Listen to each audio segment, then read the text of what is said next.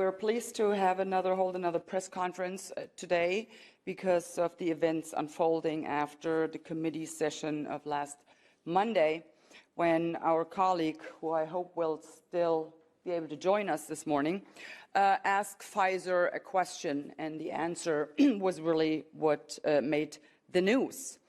Put in a nutshell, the cat is out of the bag. It was a gigantic lie, what they told us, that these vaccines would prevent you catching this virus or would prevent transmission. Well, none of that was true, as it turns out. And based on that lie, all of the mandates, all of the lockdowns, all of the non-pharmaceutical measures as wearing masks, staying at home, curfews, all of that was based on that gigantic lie. And yet, they will not acknowledge it. No, they just go ahead with whatever they want to do with us. I would like to point out a couple of things from the EU Commission's action plan, EU response to COVID-19, preparing for autumn-winter 2023. As you might have guessed, the focus, of course, is still on these hazardous mRNA injections. Well, that's not surprising here.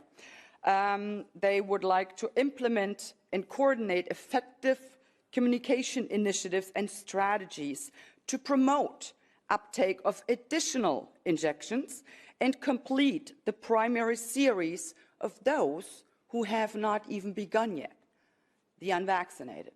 So once again, a particular group of a population is being targeted, and that's what they're trying to do.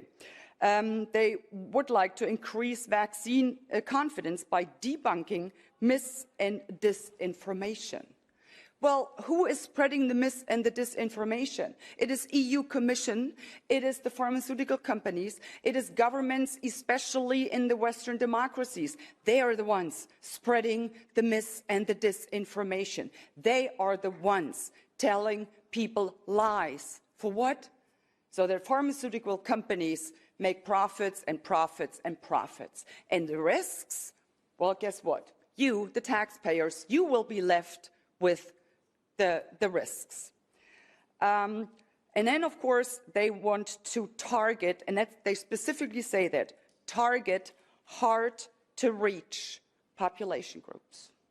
Well, I guess in that instance, they are actually talking about me. Yes, I am a hard-to-target, a hard-to-reach a population group, because I saw through their lies from the get-go. I'm still unvaccinated, and I will remain unvaccinated. I will not inject a poisonous substance into my body, point blank. So go ahead and try to target me. Good luck with that. Then, of course, they go on with the gaslighting, labeling vaccine hesitancy, this is what they call it, as anti-Western and anti-EU. Can you believe this? So anyone who is not willing to let themselves be injected with this vaccine is anti-Western and anti-EU. No, ladies and gentlemen, let's be clear about this.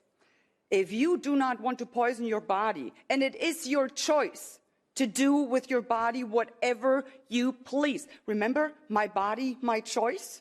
That's their narrative, actually. Remember that.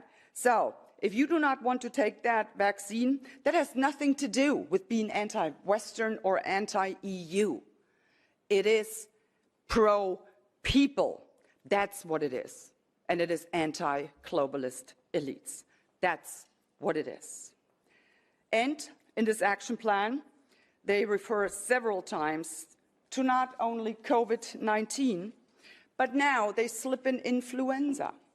So this will be the next step for their measures, whether it be vaccinations or non-pharmaceutical interventions like wearing masks or staying at home curfews.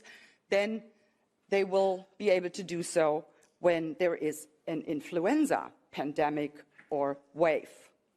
And whenever I think they could not possibly come up with yet another atrocity to inflict on people, they sure as heck prove me wrong. The EU Commission proposes now the prioritized administration of the update injection for the vulnerable groups, and then they list who these vulnerable groups are. And they start by saying people aged 60 years and older, individuals with underlying conditions. No problem there. But then they list another group. And you really need to brace yourselves for that one. The vulnerable group among those who should be given priority to take this update vaccine are pregnant women.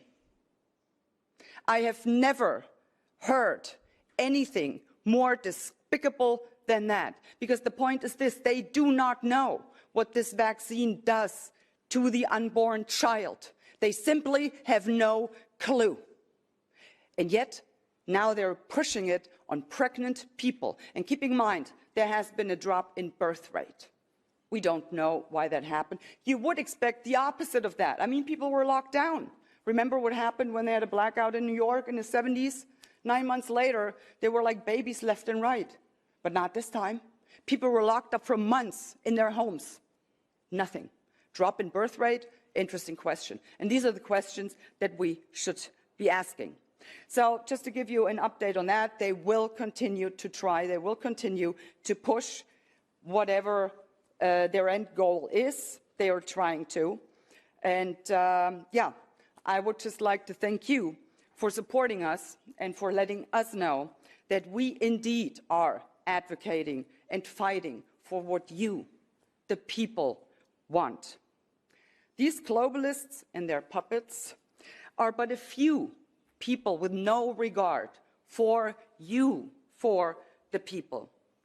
We, on the other hand, are many, because we are the people. And we will continue to fight for you, for your rights, for freedom, democracy, and the rule of law. Thank you very much.